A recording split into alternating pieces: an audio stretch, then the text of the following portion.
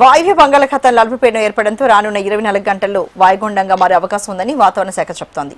ఈ రోజు సాయంత్రం వరకు పారదీప్ సాగర్ ద్వీపాల మధ్య తీరం దాటే అవకాశం ఉందని తెలిపింది. దీంతో ఉత్తరాంధ్ర తీరం వెంబడి గంటకు 55 నుంచి 65 కిలోమీటర్ల వేగంతో బలమైన ఎదురుగాలులు వీచే అవకాశం ఉందని అంచనా వేసింది. తీర ప్రాంత ప్రజలు అప్రమత్తంగా ఉండాలని, మత్స్యకారులు సముద్రంలో వేటకు వెళ్లవద్దని విపత్తుల నిర్వహణ సంస్థ హెచ్చరించింది. దీనిపై మరింత సమాచారాన్ని మా ప్రతినిధి అనురాధ అందిస్తారు.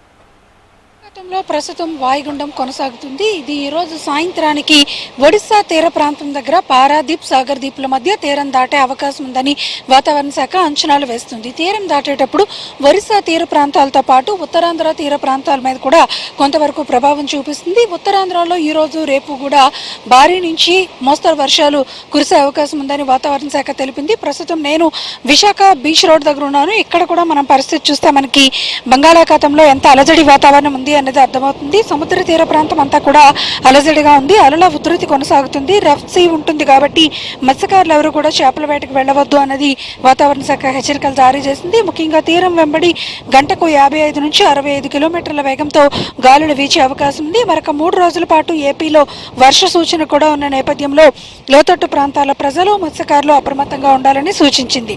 మరోవైపు చూస్తే కనుక ఏపీ వ్యాప్తంగా అటు తెలంగాణలోని కూడా రాబోయే 3 రోజులు కూడా కొన్ని చోట్ల మోస్తరు వర్షాలు, మరికొన్ని చోట్ల తేలికపాటి జల్లులు కురిసే అవకాశం ఉందని వాతావరణ శాఖ తెలిపింది. ముఖ్యంగా ఏదైతే ఇప్పుడు ప్రస్తుతం బంగాళాఖాతంలో కేంద్రీకృతమై ఉన్న వాయుగుండం పారాదీప్ దగ్గర తీరం దాటుతుంది. తీరం దాటేటప్పుడు ఒరిస్సా తీర ప్రాంతాలతో పాటు ఉత్తరాంధ్ర తీర ప్రాంతాల వరకు కూడా అలజడి వాతావరణం ఉంటుంది. మత్స్యకారులు ఎవరు కూడా చేపల వేటకు వెళ్ళవద్దు. ఒకవేళ ఎవరైనా ఒడిశా తీరం వైపు వెళ్ళిన వాళ్ళు ఉంటే వాళ్ళు షెల్టర్ జోన్స్ తీసుకోవాలని కూడా సూచిస్తుంది.